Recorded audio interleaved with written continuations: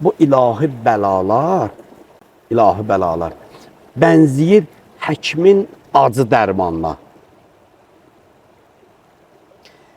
Həkimin o iti bıçağına, cərrah eləyən həkimin iti bıçağına, fəlakətlər, təbii fəlakətlər, zəlzələlər. Əslində qalanda bu zəlzələ də insanın təsiri var ha, zəlzələdə.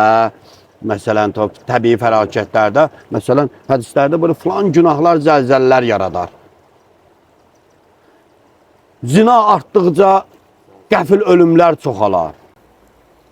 Bəzən Allah insanların yaratdığı bu şərlər ki var və dediyimiz bu şərlər. Allah bəzən onlardan da xeyrə yönləndirir. Xeyrə yönləndirir.